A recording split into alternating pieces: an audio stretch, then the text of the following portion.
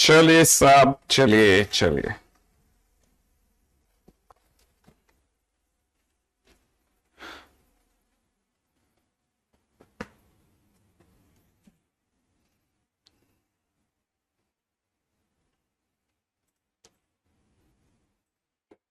हाँ, वो मैं समझ गया। बोल देता हूँ।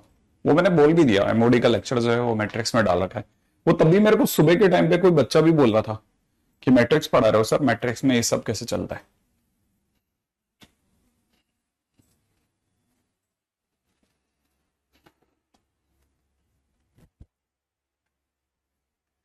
हाँ वही कैनी, मोहित, अमित, परमेंद्र, राम, युवान, सचिन, रेहान, कृष्ण, जीनल, सभी को। राखी, परमेंद्र, कृति, आलोक, सौरभ, आयुष, अभिषेक, लव, हर्ष, प्रियांशु, अंशिका, अंकित, आदित्य, एकता, दिव्यांश, अदिति, सौरभ, तनीश, देवेश, सोलंकी, सागर, युवराज, विवेक, अंशिका, आलेख, कार्तिक, वंश, मुकुल, अनुषा, युवान, संस्कार, अमन, ए, सत्यम, अवनीश, उत्कर्ष, स्वाति, निखिल, कपिल, बहुत फास्ट चल रहा है, श्यामानंद, संदीप, हाँ भाई, लक्ष्य।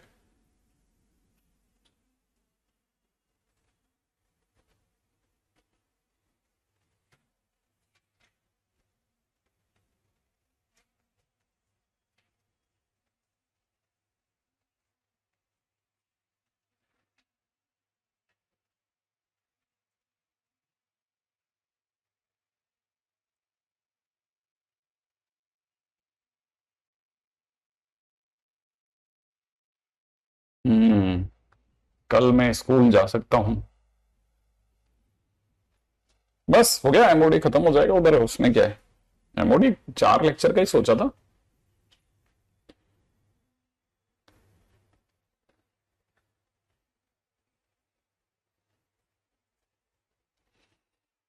इससे ज्यादा क्या।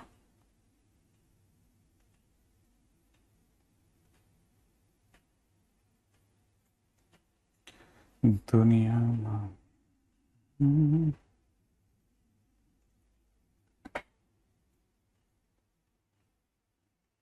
तो पिछली बार की हमारी बातचीत बगुला मेथड तक आ गई थी, याद है आपको।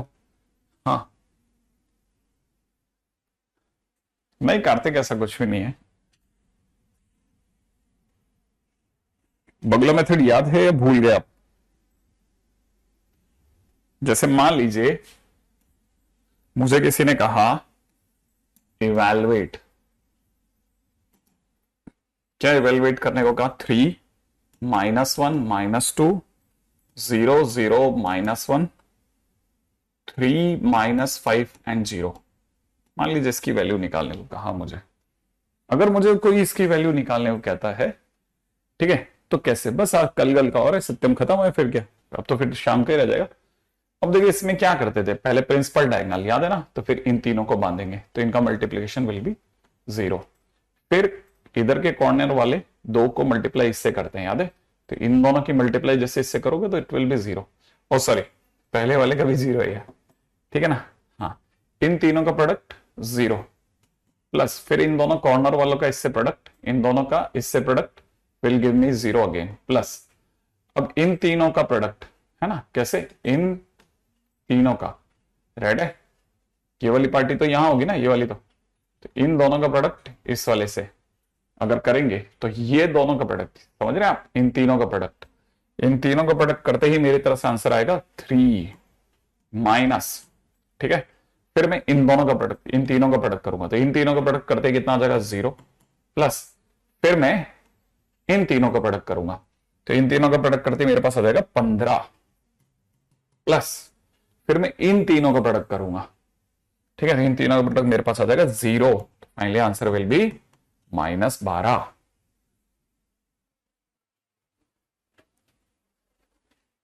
राइट, तो आंसर विल बी -12।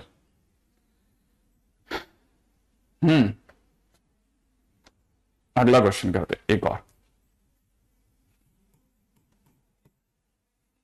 3 -4 5 1 1 -2 2 3 1, इसका वैल्यू निकालते हैं। ठीक है, अच्छा, इन तीनों का प्रोडक्ट 3 प्लस फिर इन तीनों का प्रोडक्ट, ठीक है, 4 दूनी 8 दूनी 16 प्लस इन तीनों का प्रोडक्ट, इन तीनों का प्रोडक्ट 15 माइनस अब इन तीनों का product, that will be 10 plus इन तीनों का प्रोडक्ट 18 माइनस का 18 प्लस इन तीनों का प्रोडक्ट -4। सही है, तो यहां से देखा जाए तो दैट इज 34। अच्छा, यहां से देखा जाए तो माइनस का 12 प्लस का 12, तो आंसर इज 46।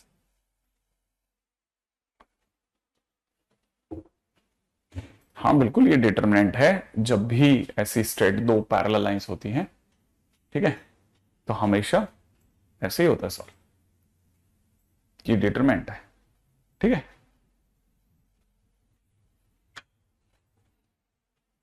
ठीक है, ओके। हाँ भाई, नेक्स्ट क्वेश्चन।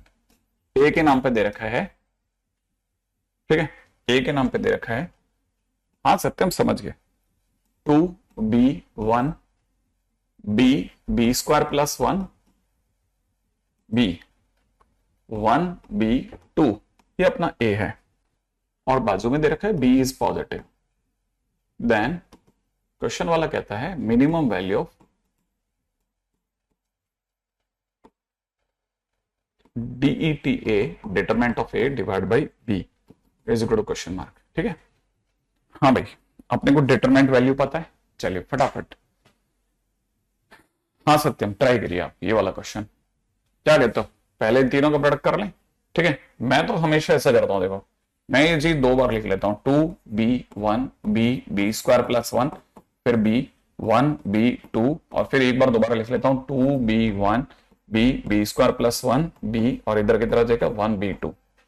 लेकिन एक बात मुझे पता है, इन तीनों का प्रोडक्ट दैट इज, ठीक है, that is 4 times b² plus 1, ठीक है, प्लस फिर इन तीनों का product that is b² plus इन तीनों का प्रोडक्ट अगेन b², काम खत्म, माइनस अब इधर की तरफ से याद है ज्योमेट्रिकल डायगोनल का प्रोडक्ट, इन तीनों का प्रोडक्ट b² प्लस 1 प्लस इन तीनों का प्रोडक्ट दैट इज 2b², फिर इन तीनों का प्रोडक्ट अगेन 2b²। राइट है भाई, साफ दिख गया। इधर की तरफ 5b², इधर की तरफ 6b², एक b² बचेगा, यहां से बचेगा 4 और यहां से बचेगा 1, तो b² प्लस 3 बच रहा भाई मेरे पास। तो ये मेरा डिटरमिनेंट की वैल्यू आ गई। सब डिटरमिनेंट की वैल्यू b² प्लस 3 आ रही है मेरे पास, है ना भाई, मेरे पास में डिटरमिनेंट की वैल्यू b² प्लस 3 आ रही है। अब क्वेश्चन ने क्या मांगा है, अब क्वेश्चन की डिमांड है कि साहब हमें तो determinant of a divide by b बताओ। तो मैं क्या करूंगा, b² प्लस 3 मैं डिवाइड करता हूं b से, तो मैं अगर करूंगा तो मेरे को मिलेगा b प्लस 3/b। ऐसी शक्ल का मैक्सिमम या मिनिमम निकालने का जो सबसे बेस्ट मेथड होता है वो होता है am is greater than equal to gm। अगर मैं am is greater than equal to gm की बात करता हूं तो b प्लस में 3/b divide by 2 will be greater then under में इन्हीं का प्रोडक्ट, ये तीनों कट जाएंगे तो यहां से रह जाएगा b plus 3/b will be greater than equal to 2√3। इसीलिए हम कहेंगे कि जो मिनिमम वैल्यू है कम से कम 2√3 है, बाकी उससे ज्यादा तो हो ही सकते है, तो मिनिमम इज 2√3। सही है, तो मिनिमम इज इक्वल टू 2√3। तो दैट्स द वे, ये क्वेश्चन बहुत सिंपल है। ठीक है ना, पिछली बार हम लोगों ने सिखाया था ना, प्रिंसिपल डायगोनल प्लस सितारा, ज्योमेट्रिक डायगोनल प्लस सितारा। अभी भी सीख जाइए आप, इसको जितनी जल्दी सीख सकते हैं। Arithmetic mean is greater than equal to geometric mean.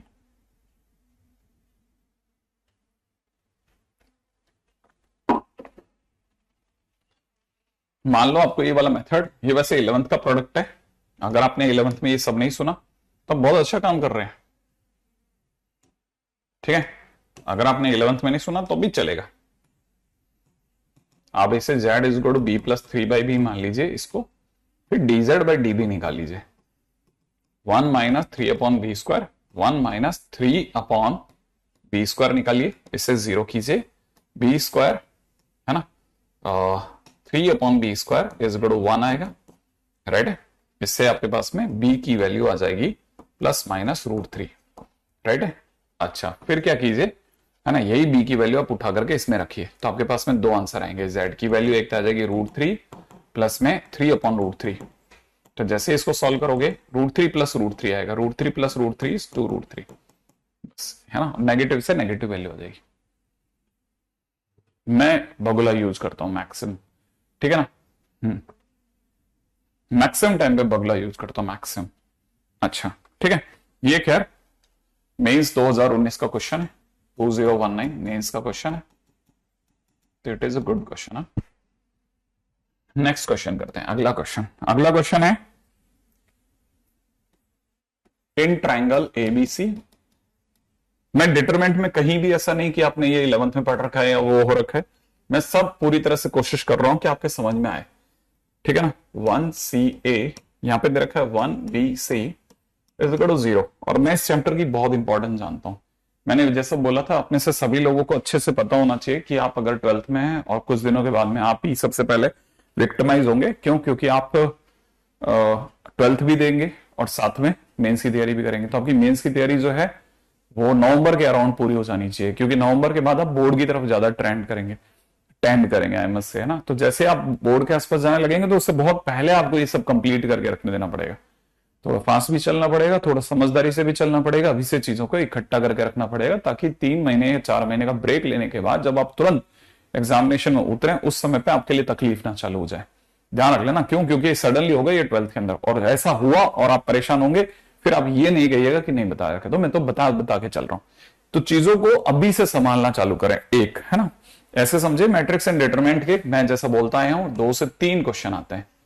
अगर आप मैट्रिक्स एंड डिटरमिनेंट की बात करेंगे तो मैट्रिक्स एंड डिटरमिनेंट के 2 से 3 क्वेश्चन हर साल आ रहे हैं, ठीक है। सेम वे अगर बाय द वे आप कॉनिक सेक्शन की बात करेंगे तो भी उसमें भी 3 चैप्टर है, उसमें भी 2 से 3 क्वेश्चन हर साल आते हैं। इसमें आपके लगभग 10 से 12 दिन का लेक्चर है, ये तकरीबन 16 से 17 दिन का लेक्चर है। तो ये आपके ऊपर डिपेंड करता है, इसकी कॉम्प्लेक्सिटी से कम नहीं करते, 3 गुना ज्यादा है। तो अगर आप ध्यान से देखेंगे तो ये 3 गुना ज्यादा टफ है, टाइम भी ज्यादा लेता है, और क्वेश्चंस भी लगभग उसके आसपास ही आके गिरते हैं। तो थोड़ा भी समझदार व्यक्ति जो होगा ना, वो इसमें जान लगा देता है, उसको पता है मैट्रिक्स एंड डिटरमिनेंट में निकाल सकता हूं। तो मैट्रिक्स एंड डिटरमिनेंट की क्या इंपॉर्टेंस है ना, वो आप कोई भी, मतलब आपको शायद थोड़ा कम समझ में आए तो आप अपने किसी ड्रॉपर भैया की सलाह लेना, वो आपको ज्यादा अच्छे समझा देंगे कि जाकर देखा जाए तो दोनों के अंदर किसका वेटेज किसके लेवल पे चलता है।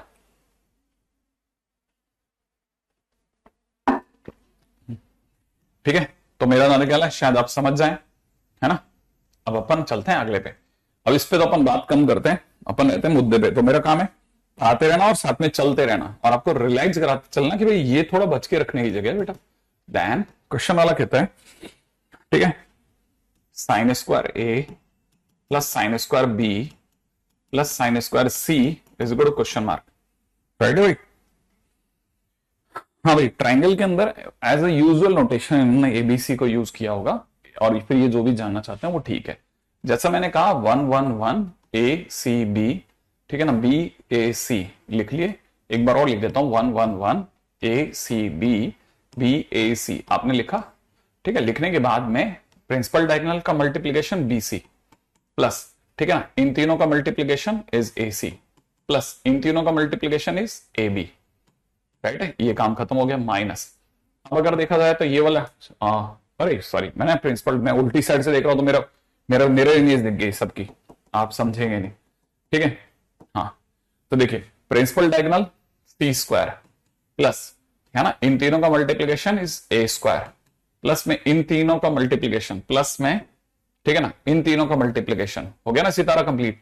तो अगर देखा जाए तो इन तीनों का multiplication is B square minus, अच्छा, geometrical diagonal is B C plus इन तीनों का multiplication is A B plus में इन तीनों का मल्टीप्लीकेशन इज AC। ये हो रहा है, ये मेरा क्या आया, डिटरमिनेंट की वैल्यू माने डेल्टा आ गया। अच्छा, अब कमाल की बात सुनिएगा, इसमें अच्छी बात क्या है, इसमें अच्छी बात यह है कि ये 0 दे रखा है। अच्छा, अगर ये 0 दे रखा है तो इसमें फिर से और अच्छी बात क्या है, ये कहता है कि हमारे पास में A square plus B square plus C square minus B C minus C A minus A B की जो वैल्यू है वो 0 है। अगर मैं गलत नहीं हूं तो मैं सबको 2 टाइम्स करना चाहूंगा, राइट है। तो मैंने क्या किया, इसको 1/2 किया और सबको 2 टाइम्स कर दिया। सबको 2 टाइम्स करने का मतलब समझ रहे हो, मैंने इसको क्या किया, 2 बार ए स्क्वायर लिखा, ठीक है ना, 2 बार ही बी स्क्वायर लिखा, ठीक है, और 2 बार ही सी स्क्वायर लिखा। आई थिंक आप समझ गए, ठीक है। अच्छा, मैंने 2 बार ए स्क्वायर 2 बार बी स्क्वायर और फिर डिवाइड बाय 2 करा तो बैलेंस चल रहा हूं। वैसे ही सब में 2 बार है, तो यहां पे माइनस का 2ab लिख डाला, माइनस में यहां पे 2ac लिख डाला और माइनस का 2bc यहां लिख दिया, इक्वल टू 0 कर दिया। और उम्मीद है सभी को दिख गया होगा कि ये 1/2 तो चल ही रहा है, और ये अपनी तरफ से यहां से लेके यहां तक a माइनस बी का होल स्क्वायर हो गया। ओ अच्छा, और ये यहां से लेके यहां तक a माइनस सी का होल स्क्वायर आ गया है ना, पास वाला बन गया b माइनस सी का होल स्क्वायर इक्वल टू 0। और ये तीनों पॉजिटिव नंबर्स का सम 0 आ रहा है, इसका मतलब ये तीनों एक साथ 0 हो गए, माने a माइनस बी 0 हो गया और उसी टाइम पे a माइनस सी 0 हो गया और उसी टाइम पे b माइनस सी 0 हो गया। इससे साफ पता चल गया a बराबर b बराबर c है, माने हमारा जो ट्रायंगल है उसमें तीनों साइड से इक्वल है। अगर तीनों साइड से इक्वल है तो तीनों एंगल भी इक्वल होंगे, तो angle A angle B angle C भी इक्वल है, और तीनों अगर इक्वल हैं तो 60 डिग्री हो गया। इसका तो जो हमारा क्वेश्चन था उसकी demand sine square 60 degree plus में साइन स्क्वायर 60 डिग्री प्लस में साइन स्क्वायर 60 डिग्री ने पूरी कर दी। तो ये अगर आप जानते हैं तो ये बन गया 3/4, ये भी बन गया 3/4, ये भी बन गया 3/4। फाइनली हमारी तरफ से आंसर इज 9/4। तो ये 9/4 इज द राइट आंसर। बहुत ही अच्छा क्वेश्चन है, सिंपल एंड गुड। हाँ,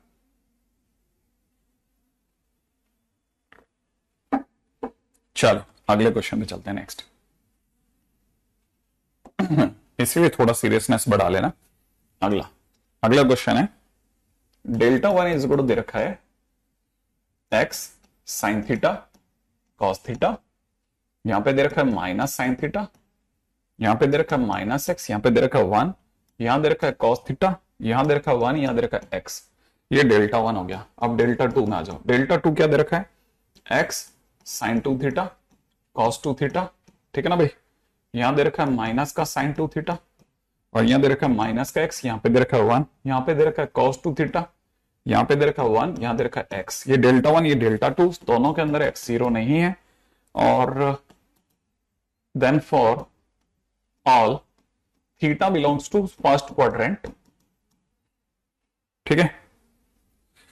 फर्स्ट ऑप्शन दे रखा है delta 1 minus delta 2 is equal to में x times cos 2 theta minus cos 4 theta, पहला ऑप्शन। सेकंड ऑप्शन है delta 1 plus delta 2 is equal to में माइनस का 2x क्यूब। अगला ऑप्शन है delta 1 plus delta 2 is equal to में minus का 2 bracket में x cube plus x minus 1। और अगला ऑप्शन दे रखा है delta 1 minus delta 2 is equal to minus 2x cube, ठीक है। ओके, तो हमारे पास में 4 ऑप्शन उसने डाले, ठीक है। अभी तो देखो कुछ भी नहीं है, क्योंकि इसमें कुछ सोचने लायक है ही नहीं। आप साथ साथ क्वेश्चन करते रहो, ये सारी चीजें ऐसे लगता है ना रिपीट हो रही हैं, खुद को ही रिपीट कर रही हैं, ठीक है। अब जैसे ये दे रखा है ना इस क्वेश्चन के अंदर, हमको पता है हमारा जब तक डेल्टा 1 डेल्टा 2 हाथ में नहीं आएगा हम कुछ नहीं कर सकते। अब 12th क्लास का एक नॉर्मल बोर्ड का बच्चा जो है वो वाकई क्लिक नहीं कर रहा होता, क्योंकि उसे बगला कुछ नहीं पता, उसको तो नॉर्मल खोलना है। लेकिन हमें सब पता है ना, तो हमको पता है इन तीनों का multiplication minus x cube plus, ठीक है ना। अच्छा, इन तीनों का मल्टीप्लीकेशन ट्रायंगुलरली है ना, इन तीनों का multiplication is sine theta cos theta plus, अब इन तीनों का multiplication is minus sine theta cos theta, सही है, minus sine theta cos theta. ये काम खत्म हो गया एक। अब अपन ज्योमेट्रिकल डायगोनल का मल्टीप्लीकेशन करते हैं, माइनस में x cos square theta plus, ठीक है ना, इन तीनों का मल्टीप्लीकेशन इज एक्स, फिर इन तीनों का multiplication is minus x sine square theta, ठीक है। मैंने अपनी साइड से जो भी बेसिक चीजें थी पूरी कर दी। ये दोनों कैंसिल आउट होते दिख रहे हैं, ठीक है ना। और ये 2x साइन स्क्वायर थीटा है ना भाई। मेरे को तो मैंने सही कैलकुलेशन करी ना, वरना ये भी कट गया तो मजा आ जाता।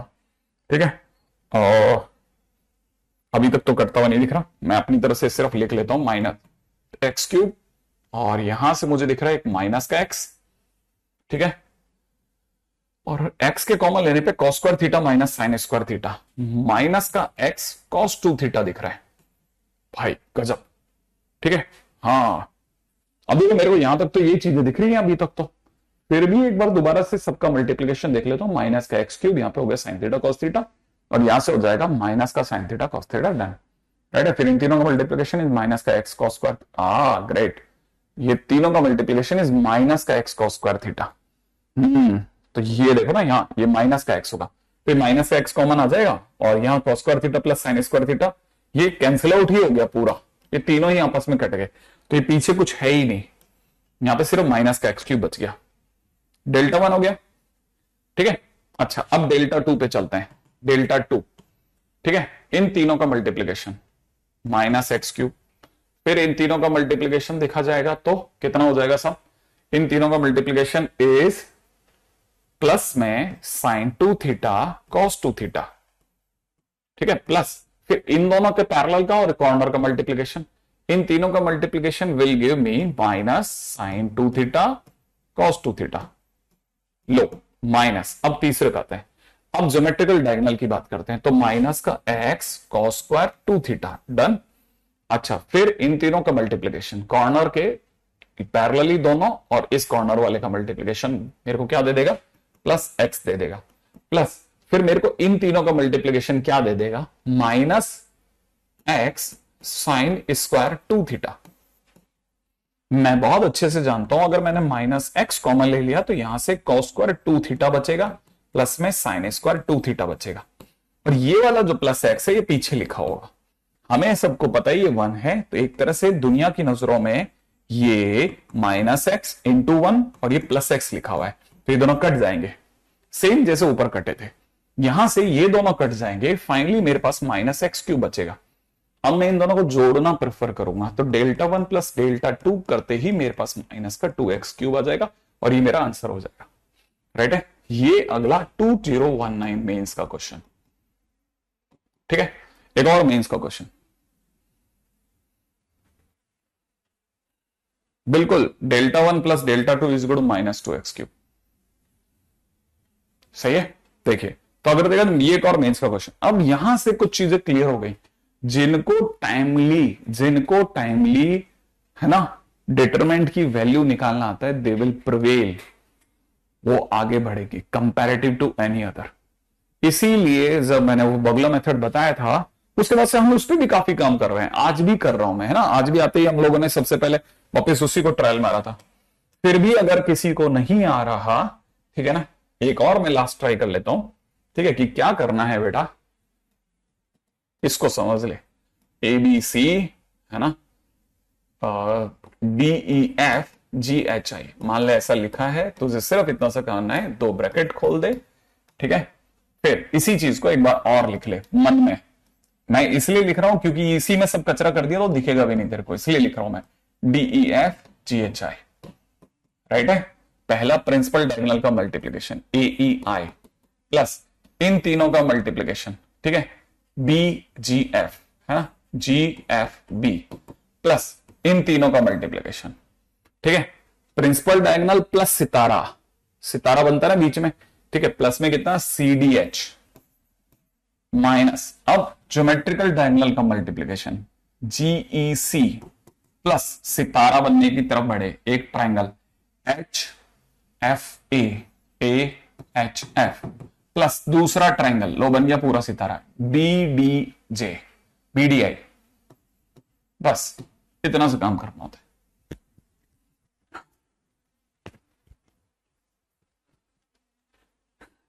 थैंक्स यशवंत। ठीक है, आगे बढ़ते हैं नेक्स्ट। तो आप अपनी तरफ से फिर भी इसको बना के रख लेना, ठीक है। आई थिंक यहां तक की बात आपको पकड़ में आ गई होगी, ठीक है। हाँ, अरे जो प्रिंसिपल डायगोनल है उसका जस्ट उल्टे के डायगोनल को कुछ तो नाम दोगे ना। ये प्रिंसिपल डायगोनल है तो हमने सप्तांशु इससे ज्योमेट्रिकल डायगोनल नाम दे दे, कि ज्योमेट्रिकली एक और डायगोनल भी तो दुनिया में है। ठीक है, नेक्स्ट। ठीक है, अगला next title is again very important, value of determinant. ठीक है, value of determinant in terms of minor and cofactors. ये आपको पता होना ही चाहिए, in terms of minors and cofactors. ठीक है, अच्छा देखिए साहब, बहुत ही काम की बात है, ये सारी 12th में यही तो सिखाया जाता है। 12th आपने पूरी जो भी डेल्टा की वैल्यू निकालते हो इसी के दम पे तो निकालते हो। ये A11, ये A12, A13, ये A21, A22, A23, ये A31, ये A32, ये A33, यही तो लिखते हैं ना। फिर हम क्या करते हैं, कोई डेल्टा मांगता हो तो हम क्या करते हैं, हम लिखते हैं A11 और फिर इसकी रो और कॉलम डिलीट करके जो चार जोनों का डिटरमिनेंट वैल्यू वो निकालते हैं। वो क्या है, वो माइनर ही तो है। तो आप बेसिकली जब इसकी वैल्यू निकाल रहे हो तो M11 निकाल रहे हो, फिर माइनस, फिर आप अगले उसको लिखते हो A12, फिर उसकी रो और कॉलम डिलीट करते हो, फिर ये जो चार जने बचते हैं इनकी डिटरमिनेंट वैल्यू निकालते हो, वो क्या है, वो इसका माइनर ही तो है।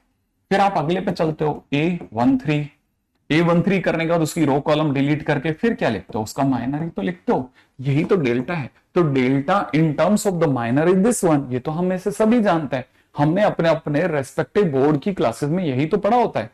हमको सारे बोर्ड टीचर्स यही तो पढ़ा रहे हैं, बिल्कुल सही बात ही तो बता रहे हैं कि माइनर के टर्म्स में ऐसे निकाल लो, और ऐसे आप किसी भी रो किसी भी कॉलम से निकाल सकते हैं।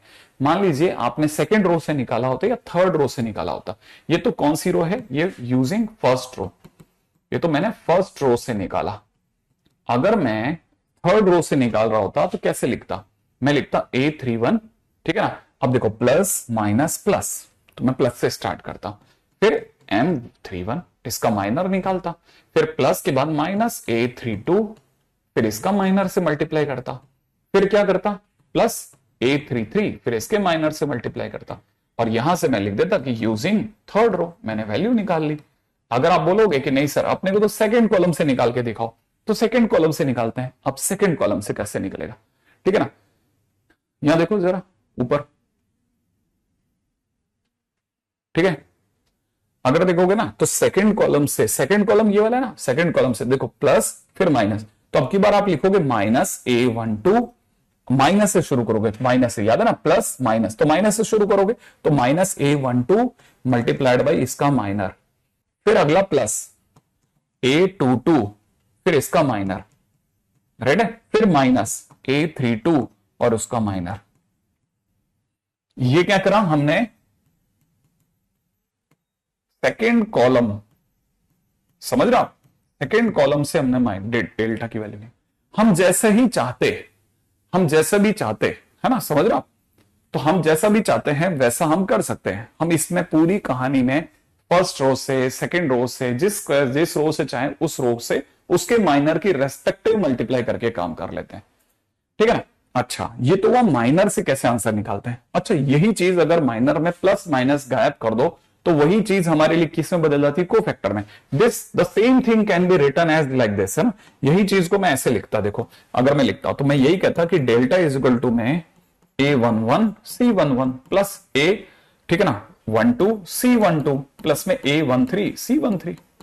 आपकी बार कोई प्लस माइनस नहीं चलता क्योंकि कोफैक्टर अंदर ले गया होता बात को, याद है कोफैक्टर में प्लस माइनस इनहेरेंट होते हैं। सेम वे अगर भाई इसके डेल्टा इस तरह से डेल्टा निकालता हूं, मैं बोलता A31 C13 C31, ठीक है, प्लस में A32 और उसका कोफैक्टर C32, ठीक है ना, फिर A33 और फिर उसके कोफैक्टर, सही है, बस इससे भी आंसर निकल सकता। तो हमने क्या सुना, हमने एक लाइन सुनी, हमने ये सब तो पढ़ा, ये सब तो हम जानते हैं, लेकिन इसको जब हमने सुना तो हमारे को क्या सुनाई दिया, जरा सुनना। देखिए हमको दो लाइनें सुनने में आई, एक तो सम ऑफ, मैं बिल्कुल बुकिश लैंग्वेज यूज कर रहा हूं, सम ऑफ प्रोडक्ट ऑफ एलिमेंट्स, ठीक है, ऑफ अ रो, ठीक है, slash column and corresponding corresponding cofactors of elements, ठीक है, of same row slash column gives value of determinant, value of delta। भी देखा जाए तो क्वेश्चन क्या कहता है, बड़ा सिंपल सी बात ही तो कह रहा है। हमने जो किया उसको इंग्लिश में तो लिख के दे रहा है, कोई भी रो के जितने भी एलिमेंट्स हैं, कोई भी रो या कॉलम के जितने भी एलिमेंट्स हैं, उनके कॉरस्पॉन्डिंग कोफैक्टर से मल्टीप्लाई करके अगर हम सम अप करते हैं, ठीक है, तो हमारे पास डेल्टा आता है। कोई भी रो के, फर्स्ट रो के जितने भी एलिमेंट हैं, उनको उनके रेस्पेक्टिव कोफैक्टर से मल्टीप्लाई करके जैसे ही आप सम करोगे, आपके पास डेल्टा आएगा। यही तो हम कहना चाह रहे हैं, यही तो वो भी कहना चाह रहा है। किसी भी रो, किसी भी कॉलम पे खड़े हो जाइए, किसी भी रो के जितने भी एलिमेंट्स हैं, उनके रेस्पेक्टिव या कॉरस्पॉन्डिंग कोफैक्टर से प्रोडक्ट का सम जो होता है वो डेल्टा देता है। यही तो बात बोली है, ठीक है। तो पहली चीज तो बड़ी काम की थी, अब दूसरी चीज और भी ज्यादा काम की निकलेगी। वो क्या कहती है, ठीक है, वो कहती है क्या, कि sum of product of elements of a row, ठीक है, और column and corresponding cofactors of elements of any other row gives value 0। ये बड़ी गजब की बात बोल गया। ये क्या कह रहा है, ठीक है, ये कह रहा है कि अगर गलती से, है ना, इसी लाइन को समझना, इसी को दोबारा समझा रहा हूं, अगर गलती से मैंने A11 लिखा होता, A12 लिखा होता, A13 लिखा होता, और मैंने इसके कोफैक्टर नहीं लिए होते, मैंने C11, C12, C13 नहीं लिए होते, मैंने किसी भी दूसरी रो के कोफैक्टर ले लिए होते, जैसे मैंने सेकंड रो के C21, C22, C23 ले लिया होता, और अब मैं प्रोडक्ट करके जैसे ही जोड़ूंगा मेरा आंसर अब 0 आ जाएगा। माने अगर अपने ही कोफैक्टर से प्रोडक्ट का सम मिलेगा तो डेल्टा दिलाएगा, अगर भाई किसी और रो के कोफैक्टर से प्रोडक्ट का सम करेगा तो 0 भी दिलवा देगा। बहुत ही सिंपल है, बहुत ही काम की चीज है।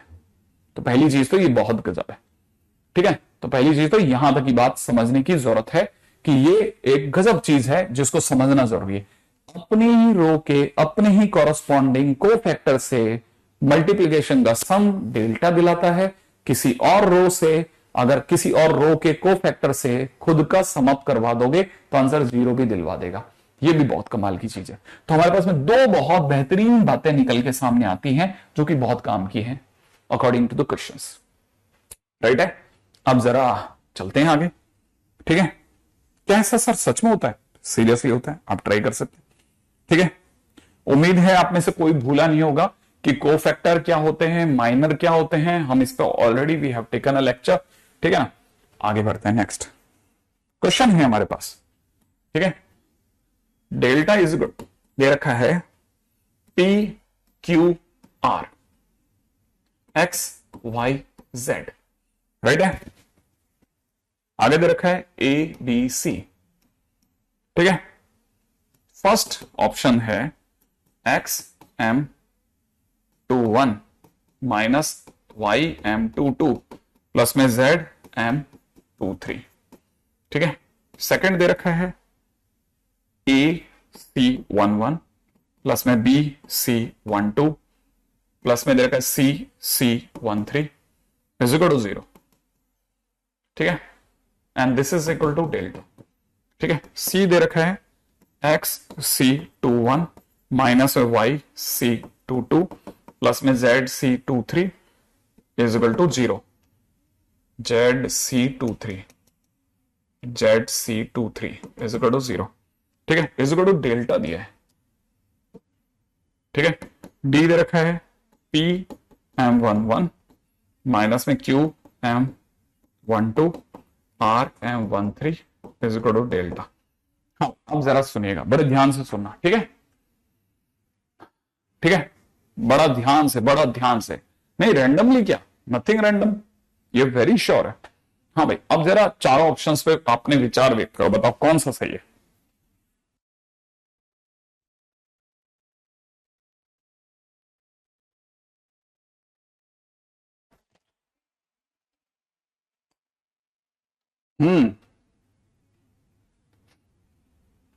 रचित,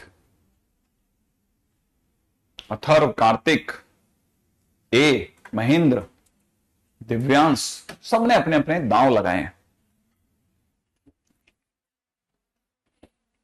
XYZ कौन है?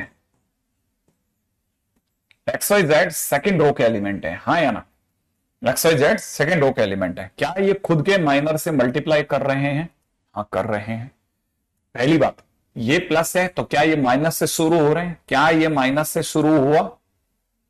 प्लस के बाद ये माइनस से शुरू होना चाहिए था, minus x plus y plus minus z, याद आया?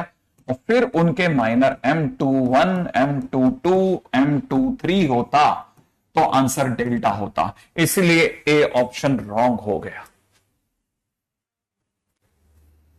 उम्मीद है ए क्या गलत होना तो दिख गया, ठीक है। अब देखते हैं सी के ऊपर बात करते हैं, सी पे आ जाओ। XYZ हमारे पास में सेकेंड रो के एलिमेंट हैं, परंतु कोफैक्टर के साथ प्लस माइनस नहीं लगता है। कोफैक्टर के साथ प्लस माइनस लगाना रॉन्ग है। कोफैक्टर के साथ हमेशा प्लस प्लस, वो ऑब्जॉर्व करके आते हैं, इसीलिए सी ऑप्शन भी गलत हो गया। अब आ जाओ बी पे। एबीसी कौन है? थर्ड रो के एलिमेंट है।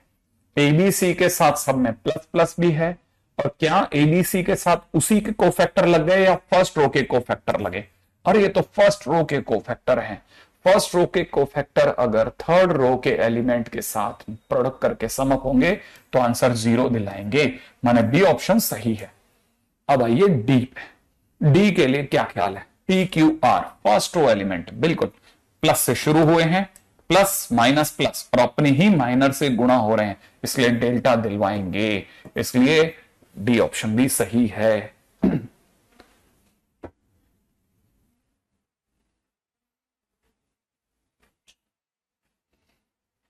ठीक है, तो देखिए साहब, एकदम सही। इस तरह के छोटे से क्वेश्चंस आपको बराबर जवाब दे रहे होंगे, ठीक है, समझदारी की चीज है। ठीक है, मैं अगला क्वेश्चन दिखा रहा हूं, ठीक है। By using elements 1 and -1, all possible determinants of third order are formed. Find maximum value of determinant. ठीक है, find maximum value of determinant. सिर्फ एक और माइनस एक का प्रयोग करते हुए, सिर्फ एक और माइनस एक का प्रयोग करते हुए, ठीक है, सिर्फ एक और माइनस एक का, ठीक है, एक और माइनस एक का। देखिए भाई, ध्यान से समझना भाई, है ना, हर किसी के बस का क्वेश्चन नहीं है, अब थोड़ा अलग का अच्छा क्वेश्चन है।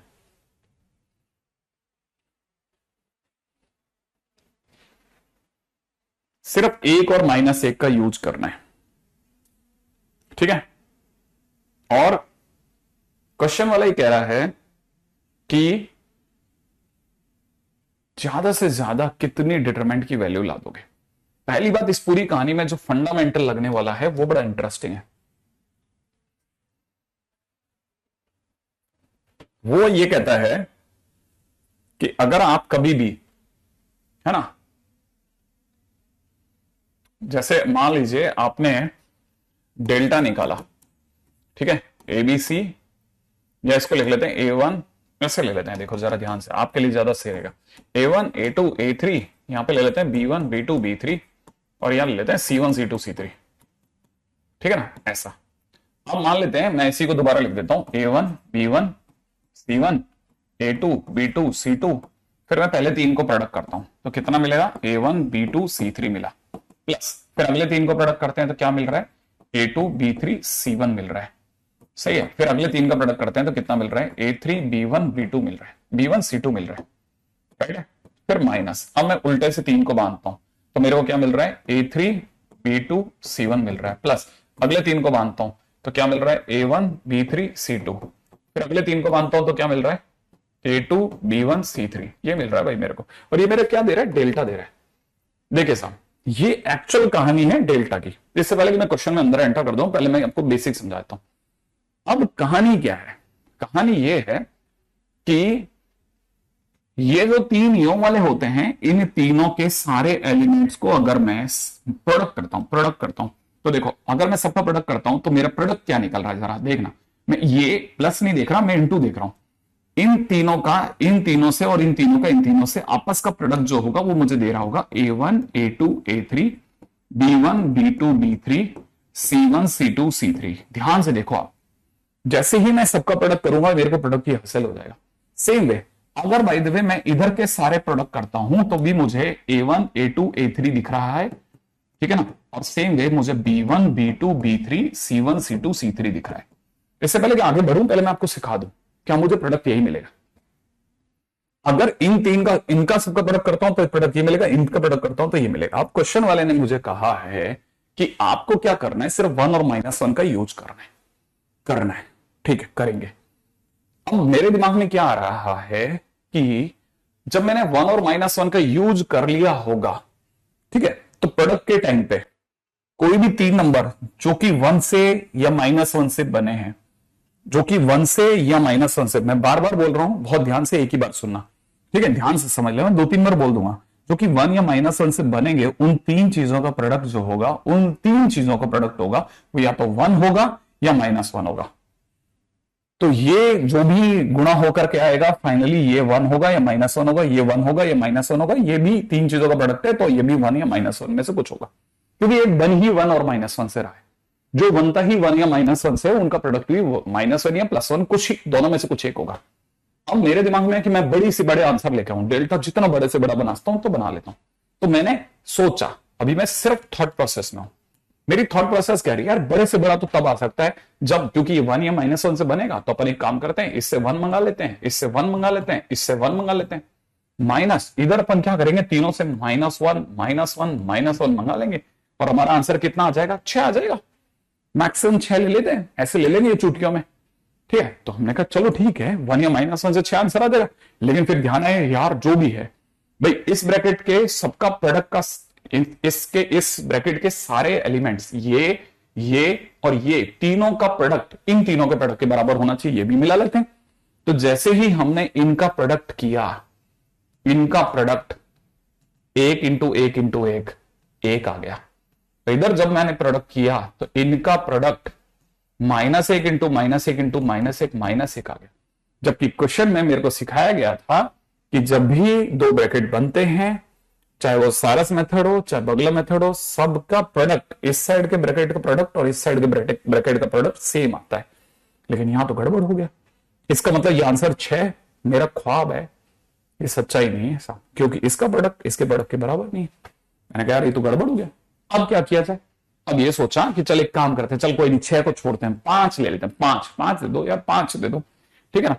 तो कैसे सोचा कि भाई एक काम करते हैं, 5 ले लेते हैं, इधर से 3 मंगा लेते हैं, उधर से 2 ले लेते हैं। तो उधर से 2 कैसे लेने का सोच रहे हैं कि हम ये -1 ले लेंगे और बाकी के 2 +1 ले लेंगे, मिल जाएंगे ना 5। कैसे मिल जाएगा जरा सोचो, सोच के देखो, क्या 5 मिल रहा है? ये दोनों तो कटने में ही चले गए, ये तो उल्टा 2 ही रह जाएगा सर। ओहो, नहीं मिला। तो फिर सोचा नहीं एक काम करते हैं, रुको, हम बैठाते हैं, है ना, 5 चाहिए ना, लो इधर से 1 ले लेते हैं, इधर से -1 ले लेंगे, अब तो मिल जाएगा 5।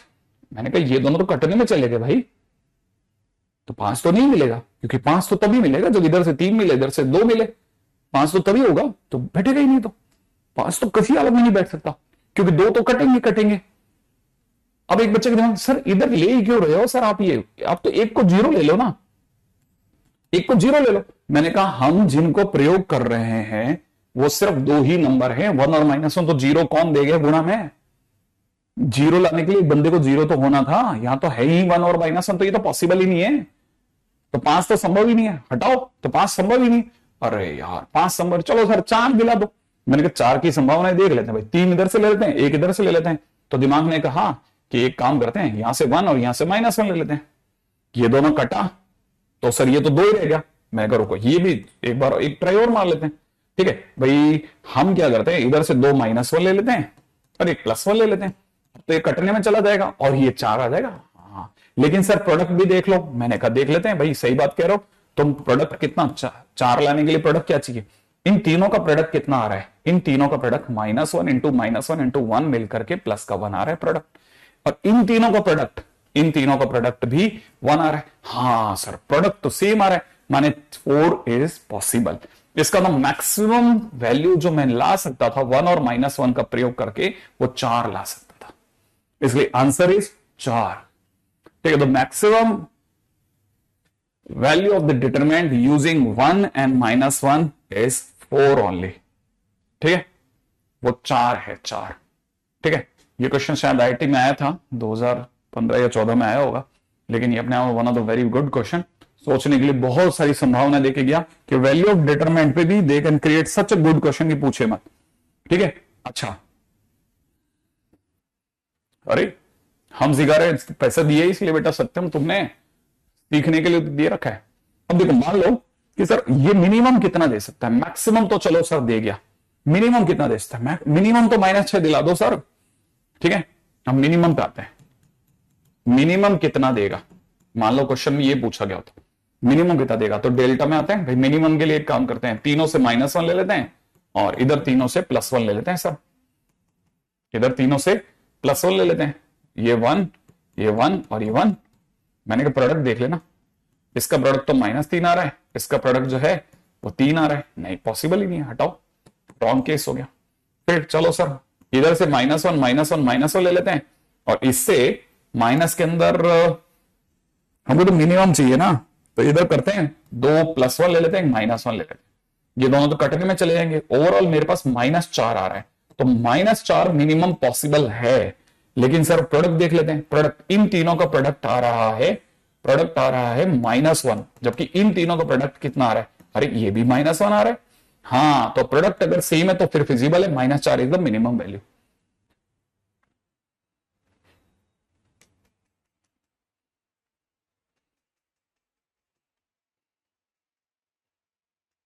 हमारा प्रोडक्ट कभी भी 3 नहीं आया। ठीक है, चलो इसको भी सही कर देते हैं हम भी। ठीक है, सही पकड़ा, चालाक नजर, बहुत बढ़िया। प्रोडक्ट -1, इन तीनों का प्रोडक्ट 1। ठीक है, सही है, ओके। तो फिलहाल अगर देखा जाए तो it was a good question. तो ये ऐसे भी एडवांस का क्वेश्चन था, तो इसका बुरा भला कहना या ऐसे कम का कहना तो वैसे ही कोई समझदारी नहीं है। ठीक है, अच्छा अब आ जाते हैं अगले पॉइंट की तरफ। Next is properties of determinants. पहली property, determinant value of upper triangular और lower triangular matrix is equal to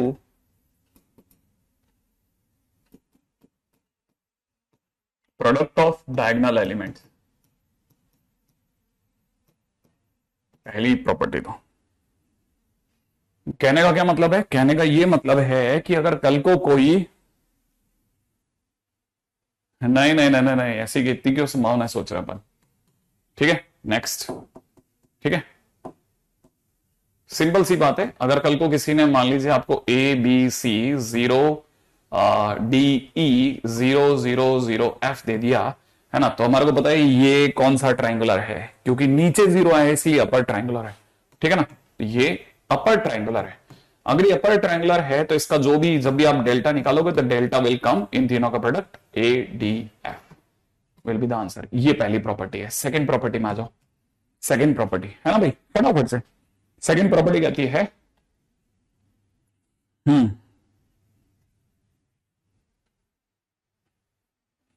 अच्छा, सेकंड प्रॉपर्टी कहती है कि determinant of A T is equal to determinant of A.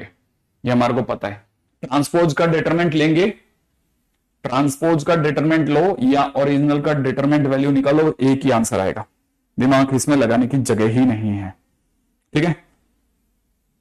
Third property कहती है if corresponding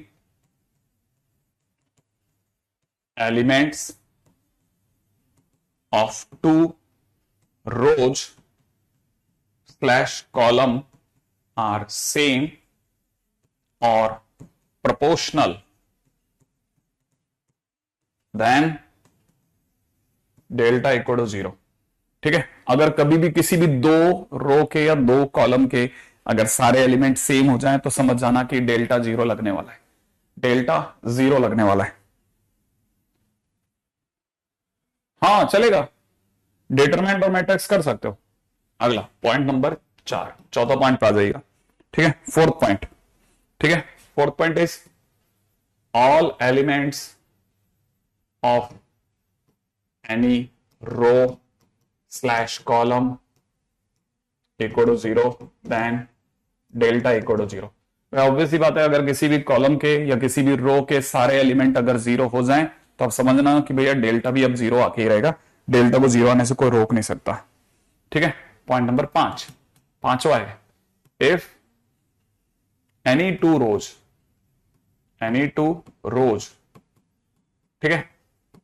ये रोज के साथ बुक में लिख रहा हूं तो कॉलम जान के नहीं लिख रहा है ना, ताकि कंफ्यूजन ना हो इंग्लिश में। इफ एनी टू रोज और एनी टू कॉलम्स, है ना। If any two rows are interchanged then, ठीक है, value of determinant get multiplied to -1। ठीक है। अगर कभी भी कोई दो रोज या दो कॉलम जो है वो आपस में कभी भी बदलती हैं, ठीक है ना, कभी भी दो रोज या दो कॉलम आपस में इंटरचेंज होती है तो डेल्टा की वैल्यू -1 से मल्टीप्लाई हो जाती है। ठीक है। माइनस डेल्टा हो जाती है, माइनस डेल्टा हो जाती है।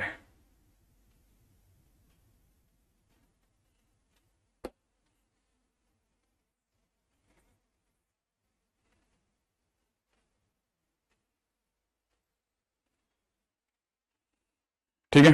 अगले पे आ जाते हैं। हाँ अंशिका पढ़ लिया मैंने ये बात बोली थी जब मैं एनी टू रोज बोल रहा हूं तो ऑटोमेटिकली अंडरस्टूड है, एनी टू कॉलम, है ना।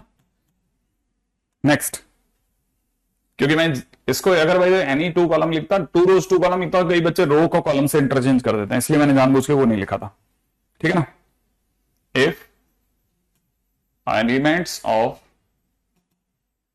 एनी रो / कॉलम, ठीक है, are multiplied by a constant, then delta is also multiplied to that constant। ठीक है भाई। then delta is also multiplied to that constant। इस बार यहां वाली कहानी में जरा है ना, थोड़ी कहानी अलग है।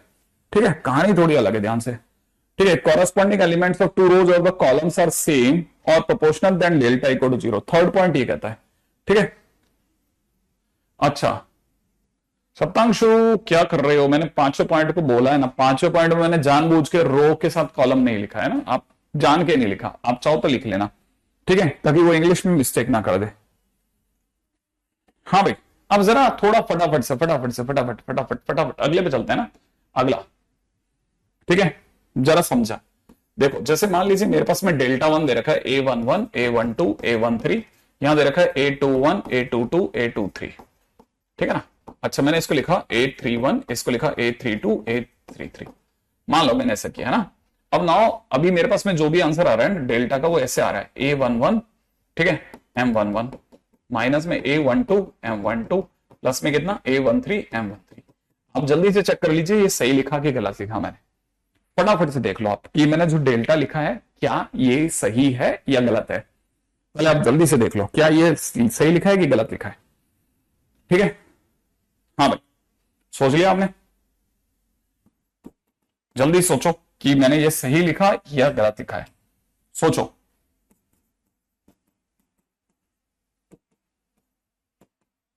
हाँ भाई सोच लिया, सही लिखा है कि गलत लिखा, क्या मैंने डेल्टा सही लिखा है?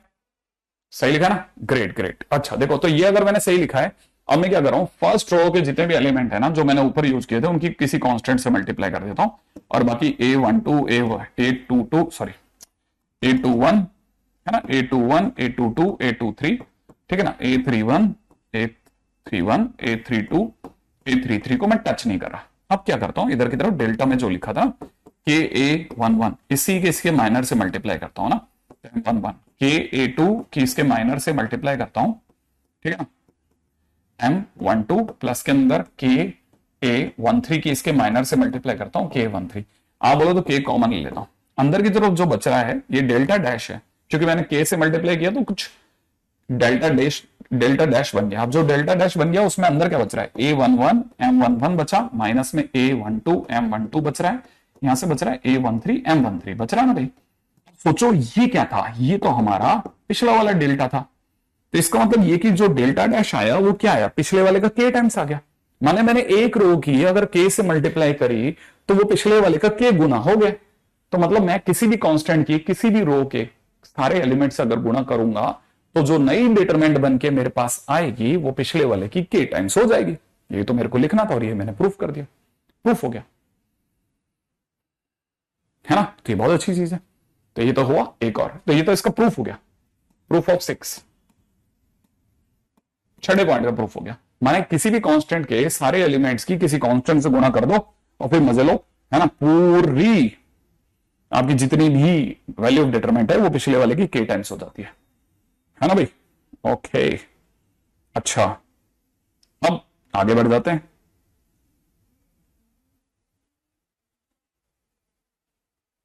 ठीक है, अगला क्या कहते हैं,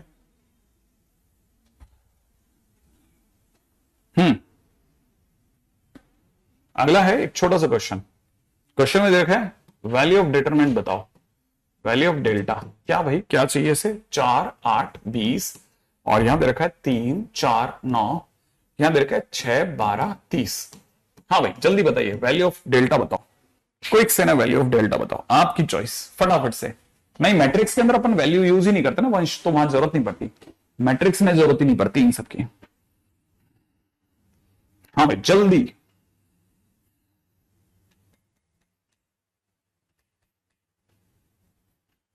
मैट्रिक्स में हम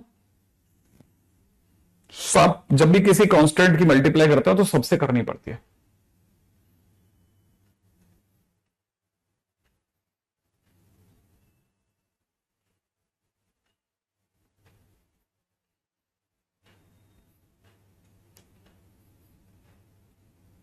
वेरी गुड हर्ष, 4 into 6,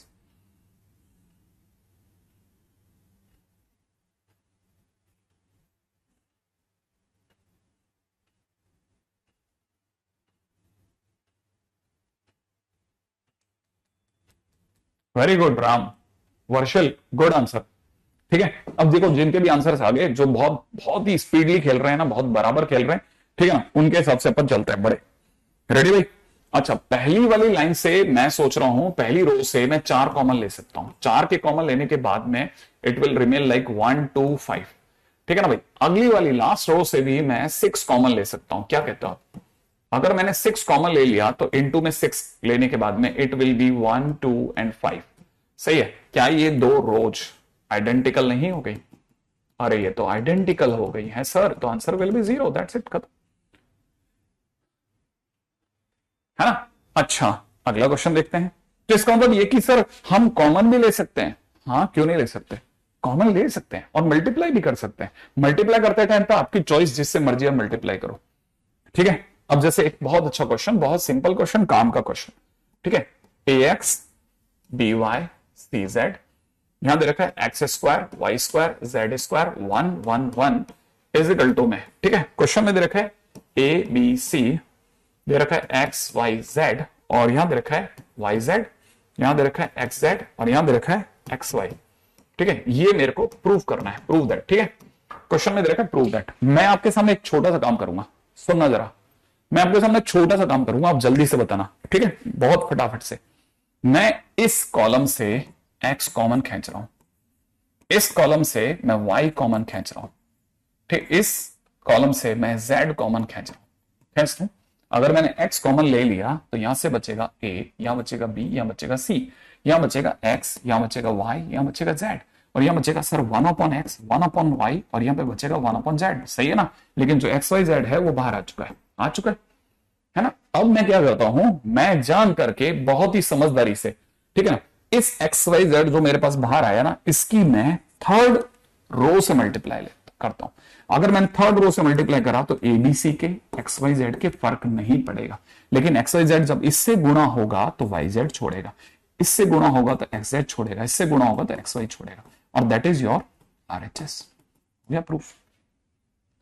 माने मैंने कॉमन यू लिया, मल्टीप्लाई यू कर दिया, ठीक है। गुड सनी, यहां की बात समझ में आ गई आपको, है ना। अगले क्वेश्चन में बात करते हैं नेक्स्ट, ठीक है। अगला क्वेश्चन, अगला क्वेश्चन दे रखा है, हाँ भाई अगला क्वेश्चन दे रखा है एक्स वाई जेड हमारे को दे रखे हैं, तीनों पॉजिटिव हैं, और क्वेश्चन में कहता है ना, क्वेश्चन में कहता है कि अगर डिटरमिनेंट की वैल्यू निकाली जाए 1 log y base x log z base x, ठीक है, log x base y 1 log z base y log x base z log y base z 1 क्या वैल्यू देगा, ठीक है। मान लो क्वेश्चन के अंदर अगर ऐसा दे रखा है तो क्या करना है, ठीक है। अब हाँ रखी, ठीक है। अब क्वेश्चन समझना बड़े ध्यान से। आपको ये 1 दिख रहा है, हो सकता है किसी को ये log x बेस x दिख रहा हो, ये पास वाला log y बेस x दिख रहा है, log z बेस x दिख रहा है, ये log x बेस y दिख रहा है, ये 1 नहीं दिख रहा हमें। अब ये log y बेस y दिख रहा है, ये हमें log z बेस y तो दिख ही रहा था, ठीक है। ये वाला हमें log x बेस z दिखा, ये log of y base z दिखा, और ये हमें log of z base z दिख रहा है। और हमको अच्छे से पता है कि अगर हमारे को कोई log b बेस a दिखा दे तो हम ये जो नीचे जो a फंसा हुआ है ना, इसको लालच देके कि नीचे आइए log देंगे, ठीक है, एक log दे देते हैं। अगर ऐसा करते तो आप में से सभी बंदों को ऊपर log x by log x दिखेगा, यहां पर भी log y by log x दिखेगा, यहां पर भी log z by log x दिखेगा, सही है ना भाई। इधर की तरफ अगर मैं गलत नहीं हूं तो आपको log x by log y दिखेगा, यहां पर आपको log y by log y दिखेगा, ठीक है, यहां पे आपको log z by log y दिखेगा, सही है, log y दिखेगा। और यहां अगर आप देखते हैं तो आपको log x by log z दिखेगा, यहां पे आपको log y by log z दिखेगा, ठीक है, यहां पे आपको log z by log z दिखेगा। और अगर मैं गलत नहीं होना तो यहां से पूरे में से 1 अपॉन log x, इसमें से 1 अपॉन log y, इसमें से 1 अपॉन log z कॉमन आएगा, और फाइनली आप बोलोगे 1 upon log x multiplied by log y multiplied by log z। और यहां छूटेगा क्या, यहां छूटेगा ऊपर, यहां छूटेगा log x log y log z, यही तो छूटेगा सपोज। और पास वाली लाइन में क्या छूटेगा, जब जैसे 1 अपॉन log y कॉमन लोगे तो क्या छूटेगा, log x log y log z, यही तो छूटेगा। आपको नहीं लगता ये दोनों लाइनें तो सेम हो गई सर, सेम होते ही तीसरी लाइन को तो देखने की जरूरत ही नहीं है, ये दो आइडेंटिकल हुई, answer will be a big zero, zero answer. और क्या सर, आंसर तो जीरो हो गया। हाँ नंदू, है ना, सही चीज, आगे दौड़ जाते हैं, एक टाइम 1 मिनट भी किसी भी जगह पे क्यों वेस्ट करें, सही है। ओके नेक्स्ट क्वेश्चन, ठीक है। डेल्टा 1 के नाम पे आपको दिया जा रहा है 1 1 1 A B C A square B square C square. Delta 2 के नाम पे आपको हम दे देते हैं कितना 1 1 1 ए बी सी, और यहां देते हैं B C C A B, right है। और आपसे पूछ लेते हैं कि डेल्टा 1 माइनस 2 डेल्टा 2 बराबर क्या होगा, नहीं डेल्टा 1 अपॉन 2 डेल्टा 2 है, सॉरी क्या होगा, ठीक है। हाँ क्वेश्चन बड़ा साधारण प्रश्न है लेकिन है कमाल का। ठीक है, तो भाई क्या क्या किया जा सकता है जल्दी जल्दी समझते हैं। ठीक है, अब क्या है कहानी में समझना। रेडी, सबसे पहले हमने डेल्टा टू को उठाना है। किसको? डेल्टा टू को। डेल्टा टू क्या है? डेल्टा टू दे रखा है 1 1 1, यहां क्या दे रखा है? ए बी सी दिख रहा है, यहां दिख रहा है B C C A B, ये दिख रहा है ना भाई। मैंने क्या किया, बड़े ध्यान से समझना, मैंने इस साइड ए से मल्टीप्लाई किया, इस साइड मैं बी से मल्टीप्लाई कर रहा हूं, इस साइड मैं सी से मल्टीप्लाई कर रहा हूं। कर सकता हूं ना, इस पूरी को ए से मल्टीप्लाई करते हैं। बताइए क्या पढ़ने में आएगा? A square A B C. इसको बी से मल्टीप्लाई करते क्या पढ़ने का? B square A B C. इसको सी से मल्टीप्लाई करते सी स्क्वायर ए बी सी। सही है ना भाई? जैसे क्यों, ये सब सही है। देखो ये वाली बात सही है ना, इसको ए से मल्टीप्लाई करें, इसको बी से, इससे सी से। ठीक है, आप में से अगर किसी को ऐतराज ना हो तो इस पूरी कहानी में से कॉलम वाइज मेरे पास में एबीसी कॉमन आ गया। सही है, लेकिन आपको ये भी पता होना चाहिए, जब मैं एबीसी से मल्टीप्लाई ऐसे कर रहा था तो मार्केट में मुझे यहां पर, है ना, मुझे यहां पर, ठीक है, क्योंकि मैंने ए से बी से और सी से मल्टीप्लाई करा था तो बाहर एबीसी 1/एबीसी उधार चुकाना पड़ा होगा। 1/एबीसी तक तो ठीक है, जैसे ही मैंने इसमें से एबीसी कॉमन लिया वो बाहर आएगा और नीचे ऑलरेडी एबीसी होगा तो ये तो कट के 1 बन जाएगा। तब लेकिन A B C, A square B square C square हो चुका होगा, ये 1 1 1 हो चुका होगा। सही बात है, अब ध्यान से समझना। अब अगर मैंने, है ना, इन दोनों को आपस में इंटरचेंज किया, अगर मैंने इन दोनों को आपस में इंटरचेंज किया तो ए बी सी, ठीक है ना, यहां पे 1 1 1 और ये ए square B square C square हो जाएगा। ठीक है, लेकिन बाहर माइनस आ जाएगा क्योंकि याद है ना, मल्टीप्लाई बाय -1। अब अगर मैंने इस 1 को दोबारा इन दोनों का आपस में इंटरचेंज करा तो क्या होगा? एक माइनस पहले से ही था। ठीक है, अब यहां पर यहां 1 1 1 आ जाएगा, यहां ए बी सी आ जाएगा रिसर्व, है ना, और यहां कितना हो जाएगा? ए square B square C square हो जाएगा। और एक और, क्योंकि मैंने एक और इंटरचेंज लगाया तो एक और -1 आना चाहिए, तो मैं अगर गलत नहीं हो तो ये कैंसिल आउट हो जाएगा। और जैसे ये कैंसिल आउट होगा, आप में से किसी को एतराज ना हो तो शायद ये डेल्टा 1 है। और अगर ये डेल्टा 1 है तो इसका मतलब ये कि मुझे एक बात पता चली कि डेल्टा 1 बराबर डेल्टा 2 है, तो इसका मतलब डेल्टा 1 अपॉन डेल्टा 2 बराबर में 1 है। तो क्वेश्चन में जो पूछा है उसका आंसर कितना हो गया? 1/2 हो गया। सही है ना, क्योंकि मैं जैसे ही इसकी वैल्यू 1 यहां पे अप्लाई करूंगा, आंसर विल बी 1/2। क्या यहां तक बात समझ में आई? है ना, तो देखिए साहब, u मल्टीप्लाई करना और u कॉमन ले लेना, इज अ कॉमन आर्ट। बहुत कॉमन बात है भाई, ये तो बहुत कॉमन बात है।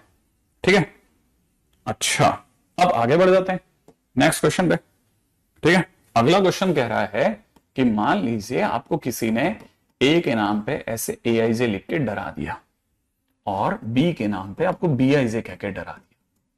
ठीक है, और साथ में ये भी बता दिया कि बी, ये दोनों के दोनों भाई 3x3, ठीक है, रियल मैट्रिसेस है।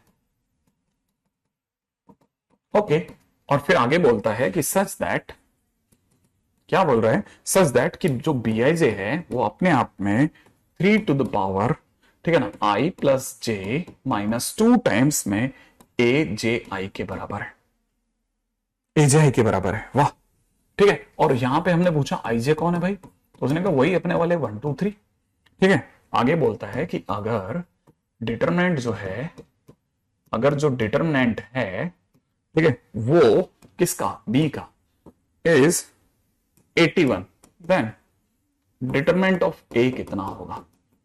हमने कहा एक मिनट रुको रुको रुको, ऐसे थोड़ी ना, कुछ शक्ल देख के थोड़ी ना बता देंगे क्या होगा, हमें टाइम लेने दो। क्या किया? एबीसी को आपने एबीसी से कैसे काटा? कांस्टेंट को कांस्टेंट से काटा है भाई। नहीं, देखो पिछले वाले क्वेश्चन में हमने क्या किया था, इसमें से एबीसी कॉमन लिया, बाहर आया वो एबीसी नीचे ऑलरेडी एबीसी पड़ा था, वो दोनों कट गया और क्या। ठीक है, आगे चलते हैं नेक्स्ट पे। अब सुनो नेक्स्ट क्वेश्चन क्या कहता है, पहले आराम से। डिटरमिनेंट ऑफ बी 81 है। जब ये BIJ AIJ कह रहा है तो मेरे दिमाग में तो बस एक ही बात आएगी, तो मैट्रिक्स को लिख लें, तो B11 B12 B13। ठीक है ना भाई? अच्छा, ये तो डिटरमिनेंट की बात कर रहा है ना, तो हम डिटरमिनेंट के टाइम पे हम मतलब लिखा तो सही है, बस इसका नोटेशन और ज्यादा अच्छा कर देते हैं। B11 B12 B13, है ना, B21 B22 B23, ठीक है, B31 B32 B33। भाई मैं तो इससे स्टार्ट कर रहा हूं, अब आगे इसने कुछ कमाल करना है। इसने एक रिलेशन दिया है, कहता है कि जो B11 होगा उसमें I और J 1 1 होगा, तो उसकी value 3 to the power 1 plus 1 minus 2 लिख लेना और A 1 1 लिख देना। मैं एक मिनट तो बोलेगा, मैं भूल जाऊंगा। अगर मैं गलत नहीं हूं तो ये 3 की पावर 0 1 ये A11 लिखवाना चाह रहा है। मैंने कहा B12 की जगह क्या लिखना है, उसने कहा B12 अगर दे रखा हो तो उसे 3 की power 1 plus 2 minus 2 I plus J minus 2 A21 लिखना। मैंने कहा रुको भाई, इससे पहले कि तुम मेरे को बिगाड़ दो, जो मुझे पढ़ने में आ रहा है 3A21 लिख लेता हूं। हमने लिख लिया। अब B13 पे सोचना चालू करो कि B13 क्या है। 3 की पावर में 1 प्लस 3 माइनस 2 A31। ये कितना बन गया, 4 में से 2 गया 2, तो यहां बन गया 9A31। ओके ओके, अब हम B21 पे चले। B21 3 की पावर में कितना, 2 प्लस 1 माइनस 2 A12। याद है ना, अगर ये आई जे तो वो जे आई है, उल्टा करना पड़ता है। ये दोनों कैंसिल आउट हो गया। फाइनली हमारे पास में कितना आ गया, 3A12। अगला वाला मैं अगर गलत नहीं हूं तो ये 9A22 होगा। अगला वाला अगर मैं गलत नहीं हूं तो इट इज 27A32 होगा। ठीक है, ये वाला 31 है तो ये 9 से स्टार्ट होगा, 9A13। इट विल बी 32 है ना, तो ये हो जाएगा 27A23। ये वाला 81A33 हो जाएगा। सेम इसी प्रोटोकॉल में मैं लिखता चला गया। ये मेरे पास में बी चल रहा है, बी मैंने धीरे धीरे बी को बदल दिया है। बदलने के बाद में मैंने इस फार्मूले से जो भी दिया था क्वेश्चन वाले ने, मैंने उस फार्मूले से सिर्फ बदला है। अब विचार कर रहा हूं कि भाई क्या क्या करा जा सकता है। तो पहला दिमाग तो कहता है यार यहां से 3 कॉमन आ जाएगा और यहां से 9 कॉमन आ जाएगा, तो ज्यादा जल्दबाजी नहीं मचाते हुए मैंने 3 और 9 कॉमन ले लिया। यहां पे मेरे पास में A11 बचा है, 3A12 बचा है, यहां 9A13 बचा है। 3 कॉमन लेने के बाद में A21 बचा है मेरे दोस्त, यहां से 3A22 बचा है और यहां से 9A23 बचा है। राइट, यहां से 9 कॉमन लेने के बाद में A31 बचा है। ठीक है, यहां से 9 3 27, तो यहां से 3A32 बचा है और यहां से 9A33 बचा है। जैसे बच गया मैंने अपनी तरफ से ही काम रोका। अब यहां पे समझना। ठीक है, अच्छा अब क्या करा जाए।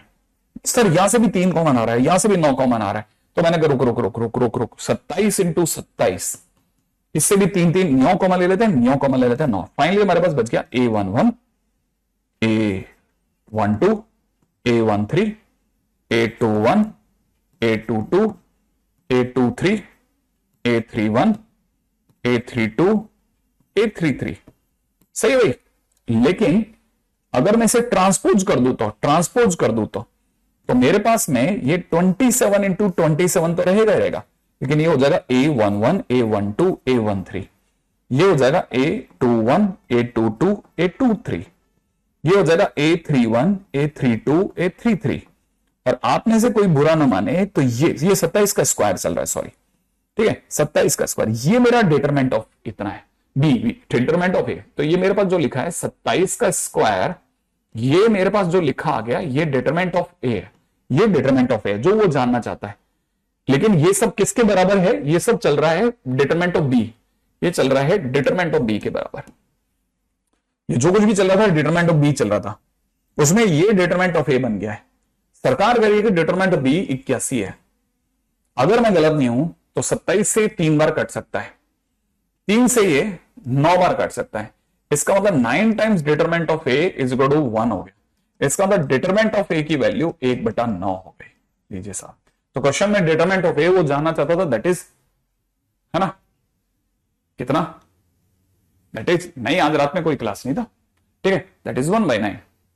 तो आंसर इज 1/9। अब वो आपसे इतने साधारण क्वेश्चन, दिखने में इतने मुश्किल क्वेश्चन, लेकिन होने में इतने सिंपल क्वेश्चन पूछ रहा है। ठीक है ना, मेंस में मैं कह रहा हूं मेंस बहुत क्लासिक क्वेश्चन बना रहा है।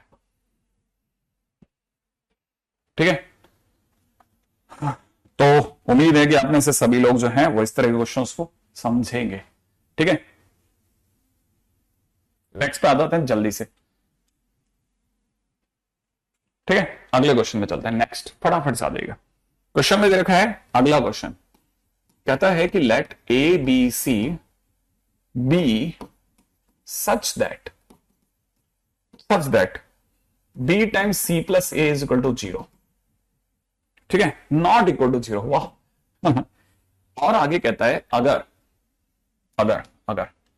ठीक है, नॉट इक्वल टू 0 अगर आगे बोल रहा है ए माइनस बी सी, यहां बोल रहा है A plus 1 B plus 1 C minus 1, A minus 1 B minus 1 C plus 1 plus अगला बोल रहा है A plus 1 B plus 1 C minus 1, A minus 1 B minus 1 C plus 1 minus 1 to the power n plus 2 times A minus 1 to the power n plus 1 times b minus 1 to the power n times c is equal to 0, then n is equal to a 0 b even integer c odd integer, ठीक है, d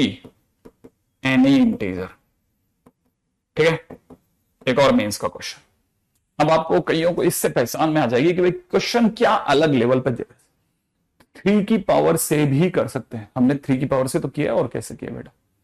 question शायद तू और कुछ और better कुछ पूछना चाहता था, है ना। अब जरा इसको देखना, जरा ये क्वेश्चन कैसे उठाना है। अब देखो साहब, इसमें पहला काम जो मुझे समझ में आता है वो ये कि हम सबसे पहले तो इसे ट्रांसपोज कर लेते हैं। तो पहले वाले को तो टच भी नहीं कर रहा मैं, लेकिन ये जो पार्शियली डिटरमिनेंट है इसको मैं ट्रांसपोजिशन पे लगा रहा हूं। अगर मैं इसे ट्रांसपोज करता हूं तो मुझे पता है a प्लस 1 a माइनस 1 और माइनस 1 की power n plus 2 times a यहां आएगा। ये b प्लस 1 है ना, b माइनस 1 इसके पास आएगा, माइनस 1 की पावर n प्लस 1 b यहां आएगा, यहां c माइनस 1, यहां c प्लस 1, यहां minus 1 to the power n c आ जाएगा, राइट। अच्छा, अब यहां पे पहले दो ये जो लास्ट के दो कॉलम है इनमें a प्लस 1 है। एबीसी वाले एलिमेंट जो हैं वो यहां पर आगे हैं, यहां पे ये सबसे पीछे है। तो मैं वापस से वही 2 बार इन्हें इंटरचेंज करूंगा। तो मैं 2 बार जब इन्हें इंटरचेंज करूंगा तो वैल्यू ऑफ डिटरमिनेंट पे कोई फर्क नहीं पड़ेगा। इसका मतलब ये कि ये ऐसा ही दिखेगा मुझे, ठीक है ना। बस यहां क्या होगा, माइनस 1 की पावर n प्लस 2 जो होगा a वो आगे आ जाएगा, माइनस 1 की पावर n प्लस 1 b आगे, माइनस 1 की पावर n c भी आगे आ जाएगा। यहां पे ये जो a प्लस 1 है इसके जस्ट पीछे हो चुका होगा, b प्लस 1 भी बाद में, c माइनस 1 भी बाद में आ चुका होगा, a माइनस 1 लास्ट में, b माइनस 1 और पीछे, ये c प्लस 1 हो चुका होगा, राइट है। अब मैं आगे वालों को जिंदा कर रहा हूं, a plus 1 a minus 1, b plus 1 b minus 1, c minus 1 c plus 1 और यहां कितना a माइनस b और यहां c। अब 2 मिनट वेट करता हूं, जरा सोचने की जगह लेते हैं। हाँ भाई, हालांकि आपका मुंह बंद नहीं हुआ है अभी तक, आप बोल सकते हैं आराम से। जब मैं इन्हें जोड़ रहा हूं, बड़े ही ध्यान से सुनना अंशुल, बहुत ध्यान से सुनना।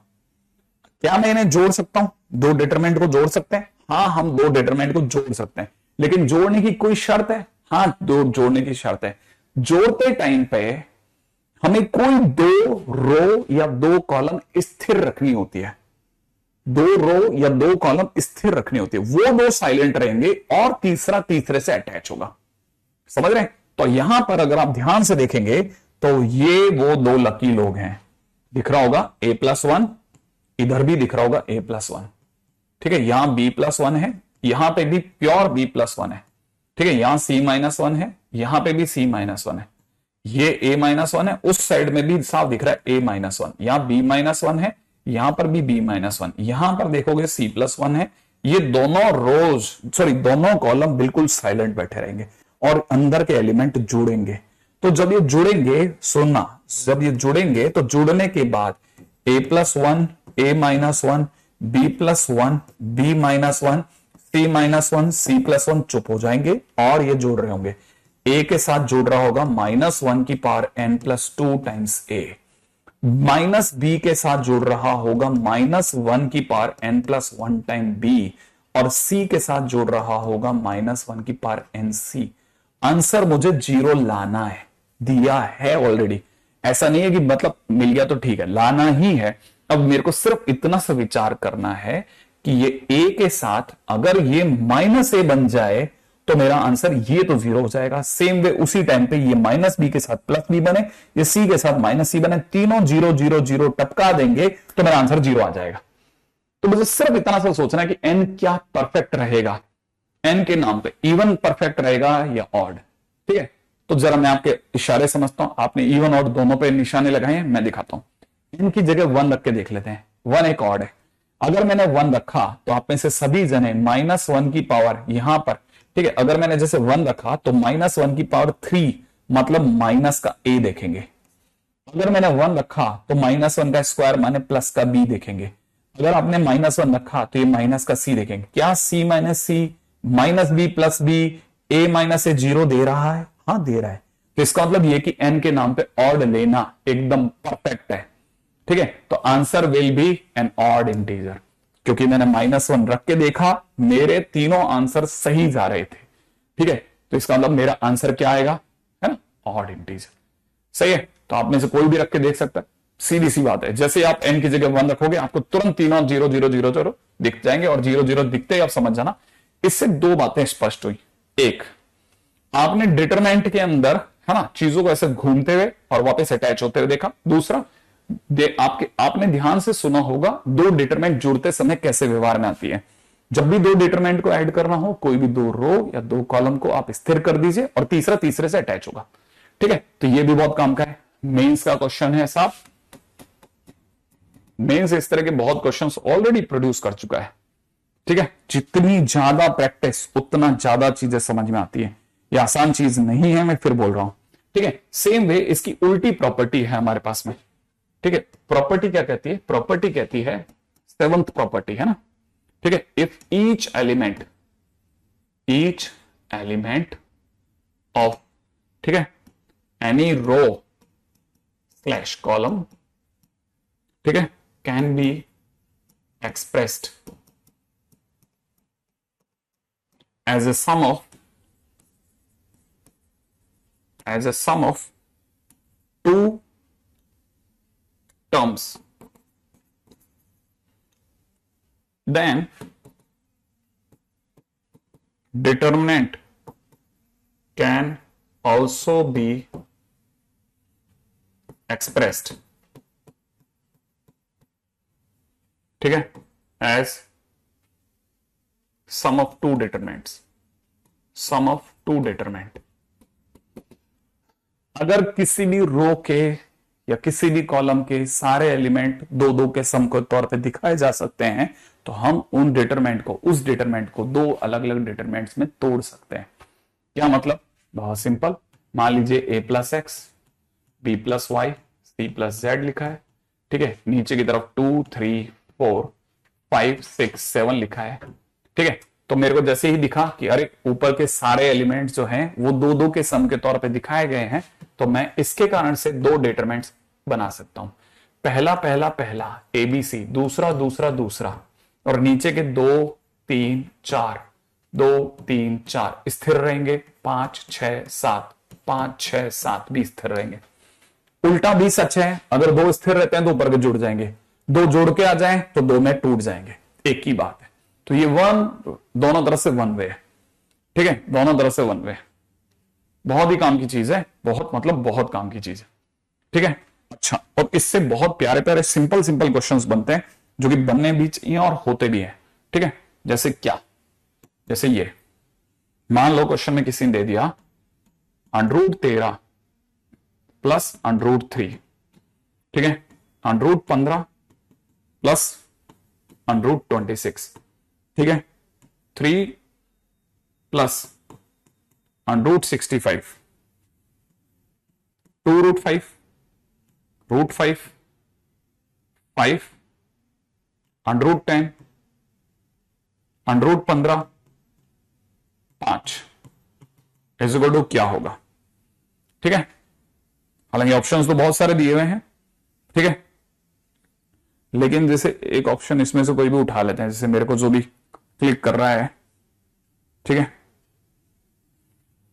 ठीक है, क्या ये 5√3 टाइम्स में, ठीक है, 1 2 1, ठीक है, ऐसा अपन यहां से चेंज कर देते हैं, ठीक है, इक्वल टू दिस 1 2 1 √5, ठीक है, √5 √2 √3 √3 √5, this equal to this, true और फॉल्स। मान लो क्वेश्चन ने ऐसे दे दिया होता, ठीक है, क्या ये इसके बराबर है? अभी मैच करा लेते हैं, जरा देखिएगा। यहां पे मेरे को पहला कॉलम साफ साफ 2 2 2 2 के सम के तौर पे दिख रहा है, तो मैं क्या सोच सकता हूं, वो मैं सोच रहा हूं कि पहली बात तो मुझे 13, फिर 26 और 65 अट्रैक्ट कर रहे हैं, तो मैंने √13 √26 √65 अलग कर लिए, ठीक है। अच्छा, पहला पहले के नाम पे, फिर दूसरे के नाम पे क्या रह गया, उधर की तरफ रह गया √3 √15 और कौन रह गया 3, ये मैंने अलग करवा दिए। तब तक 2√5, ठीक है ना, √5, ठीक है, इधर की तरफ भी 2√5 √5, ठीक है, 5 √10 5 √10, ठीक है ना, और उधर से देखा जाए तो √15 5, यहां पे देखा जाए तो √15 5, ठीक है, √5, ये अपन ने एक साथ बैठा लिया भाई। क्या किया, इसके 2 टुकड़े कर दिए। जैसे 2 टुकड़े करे, इस वाली कहानी में से साफ √13 बाहर आता दिख रहा है, √13 को तो कर दिया बाहर। √13 के बाहर करते यहां से क्या रह जाएगा, यहां से रह जाएगा एक तो 1, यहां से रह जाएगा √2, यहां से रह जाएगा √5, ठीक है भाई। अच्छा, इधर से भी मुझे √5 कॉमन आता दिख रहा है, तो मैं √5 और बाहर बुला रहा हूं, तो मल्टीप्लाइड बाय √5, √5 को बाहर बुलाते ही मेरे पास रह जाएगा 2 √5 और √3, ग्रेट। अच्छा, मुझे यहां से भी कुछ √5 बाहर आता दिख रहा है, तो मैंने फिर से √5 और बाहर कॉल दे दिया, यहां से रह जाएगा 1, यहां से जाएगा √2 और यहां से रह जाएगा, ये क्या चीज है, ये 5 है, ओके, तो मैंने √5 क्यों लिखा हुआ यहां, ठीक है, ये थर्ड एलिमेंट जो है वो 5 है, तो ये भी गलत है और ये भी गलत है, इसे 5 कर देता हूं ना, तो यहां पे ये 5 है, यहां पे भी 5 है। अच्छा, क्या कॉमन लिया था, √5, तो यहां से रह जाएगा √5। जैसे ये हुआ ना, बस आप समझ लो, ठीक है, इसके पीछे सितारा लग गया, ठीक है, आप समझ जाओ क्या हुआ, क्या क्या हुआ, अरे ये 2 आइडेंटिकल पड़ गए ना, तो इसका तो आंसर ही 0 हो गया। अच्छा, ये बात है, और सर इसका भी 0 हो जाएगा, मैंने कहा नहीं, इसका पता नहीं, इसको देख लेते हैं, ठीक है। क्या क्या किया जा सकता है भाई, इसमें से तो √3 कॉमन ले सकते हैं, तो इसमें से अपन ने √3 कॉमन ले गया, √3 कॉमन लेते ही 1 √5 √3 रह गया, ठीक है। अच्छा, इसमें से √5 कॉमन ले लेते हैं, √5 कॉमन लेते हैं, यहां से क्या रह जाएगा 2 √5 √3, गुड। इसमें से √5 कॉमन ले लेते हैं, फिर से एक और √5, ठीक है, और ये अगर देखा जाए तो क्या रह जाएगा 1 √2 √5। मैं अगर गलत नहीं हूं तो ये 5 √3 बाहर मैच कर रहा है, 1 to 1 √5 √5 √2, ये मैच कर गया, और इसका मतलब आंसर ट्रू था, माने ट्रू है। अब ये आपकी शीटों में खूब मिलता है, आपकी शीटों में मनमान मिलते हैं, मनमान शीटों के अंदर यही होता है, भिड़ते ही, और आप अपनी शीटें ऐसे खोलते ही नहीं है, ठीक है, जैसे आप इसको खोलेगा आपको तुरंत क्लिक कर देगा, यार बन गया बन गया बन गया, बन सकता है बन सकता है। अच्छा, जो मुझे एक्चुअली में क्या ना, इसमें एक जगह पे मैं दुविधा में फंस जाता हूं, है ना, उस पर, लेकिन कल ये फंसूंगा मैं सोच रहा हूं, ठीक है। अच्छा, आगे चलते हैं इसी में,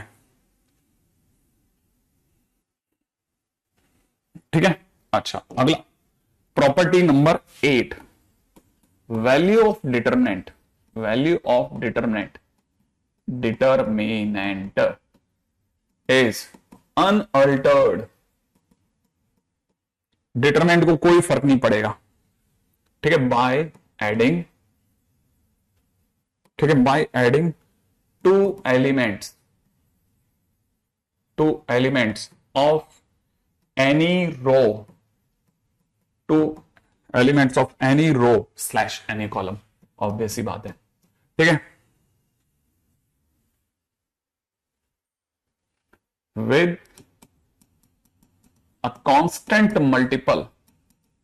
मैं बिल्कुल बिल्कुल भी ऐसी ऐसी चीजों में कतई मैं विश्वास नहीं करता अपनी भाषा का यूज करने में, कांस्टेंट मल्टीपल, जो बुकिश लैंग्वेज है वो ही कॉपी कर दो, ठीक है। Constant multiple of corresponding element,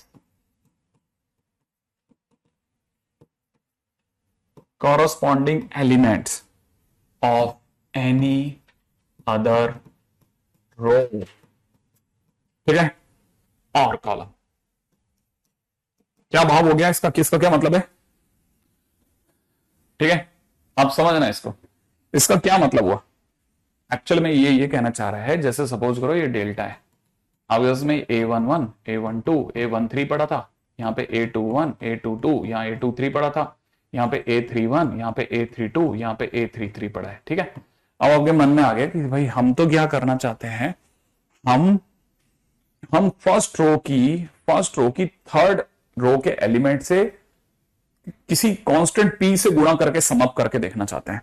मतलब हम चाहते हैं कि हम जैसे ये जो रो 1 है इसके सारे एलिमेंट्स पे एक एक्सपेरिमेंट लगा रहे हैं, एक ऑपरेशन लगा रहे हैं। रो 1 के सारे एलिमेंट्स को हम P टाइम्स रो 3 से जोड़ देंगे। अच्छा कैसे, ऐसे हम क्या चाहते हैं कि अब जो हमारा नया डेल्टा डैश होगा करने के बाद, जो भी हम A11 में है ना, थर्ड रो का फर्स्ट एलिमेंट जो इसी के नीचे है ना, उसकी P से मल्टीप्लाई करके जोड़ देंगे तो PA31 दिखेगा। सेम वे ऐसा इधर भी करेंगे, A12 प्लस में कितना PA32 दिखेगा, ठीक है। यहां पे A13 और यहां पे P टाइम्स में A33 दिखेगा, और बाकी को छेड़ेंगे नहीं, बाकी से हमारे को कोई लेना देना नहीं। A21, A22, A23, ठीक है ना, A31, A32, A33 को हम यहीं पढ़ा रहने देते हैं, ठीक है। अब अगर हम ऐसा करते हैं तो ये प्रॉपर्टी कहती है कि इसका आंसर डेल्टा ही आएगा। ऐसे कैसे डेल्टा आ जाएगा भाई, ऐसा कैसे डेल्टा आ जाएगा, ये तो डिफरेंट है, ये कैसे डेल्टा आ जाएगा। तो हमने कहा रुको यार सोच लेते हैं, क्या मालूम कह रहा है तो सोच के कह रहा होगा, हम भी तो ना, तो मतलब पढ़ा लिखा आदमी तो कुछ तो सोच ही रहा होगा। तो हमने कहा चल भाई कर लेते हैं। क्या किया हमने दिमाग लगाया यार कि हम A21, A22, A23 ना, A31, A32, ठीक है ना, A33 को स्थिर रखते हैं, ठीक है ना। A21, A22, A323, यहाँ पे A31, A32, A33, इनको तो चेंज ही नहीं करेंगे, इनको छेड़ेंगे नहीं। लेकिन ऊपर हमें पता है अब ये दो का सम हो गया, हम जब चाहे इसे दो में तोड़ सकते हैं। तो हमने A11, ठीक है, A12, A13 अलग कर लिया, और P टाइम्स में A31, P टाइम्स में A32, P टाइम्स में A33 अलग कर दिया। हमें पता है ये वाली पार्टी तो डेल्टा बन गई, ये तो डेल्टा बन गया। अच्छा साथ वाला क्या है, साथ वाले में अगर आपको पता हो तो ये इसका P टाइम्स है, माने ये प्रोपोर्शनेट है, माने ये रो और ये रो एक दूसरे की प्रोपोर्शनेट है, और प्रोपोर्शनेट होते ही आंसर 0 हो जाता है। माने इसका आंसर क्या हो रहा है, इसका आंसर 0 आ रहा है। इसका मतलब मेरा जो नया डेल्टा बना था वो डेल्टा के बराबर ही था। सच कह रहा था ये बंदा, ये तो बिल्कुल ही सही कर रहे थे। हम किसी भी रो के सारे एलिमेंट्स की, किसी भी रो के सारे एलिमेंट्स जो भी उसके कॉरस्पॉन्डिंग एलिमेंट्स हैं, ठीक है, उनकी किसी भी कांस्टेंट से गुणा करके सम अप कर सकते हैं, आंसर फर्क ही नहीं पड़ेगा। यहां तक की बात समझ में आई, आयुष फुल आशीर्वाद, ठीक है, यहां तक की बात समझ में आई, बहुत सिंपल है।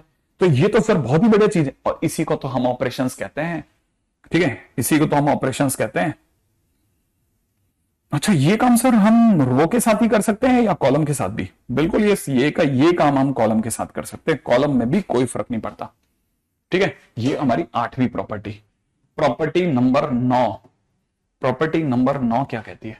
प्रॉपर्टी नंबर 9 कहती है, ठीक है ना, कि कभी किसी कांस्टेंट की किसी डिटरमिनेंट से मल्टीप्लाई करे, है ना, और फिर हमने ए करा तो क्या होगा, ये कांस्टेंट जब भी बाहर आएगा तो उसका ऑर्डर ले लेगा और ए का डिटरमिनेंट वैल्यू ले लेगा, ठीक है। 10th प्रॉपर्टी क्या कहती है?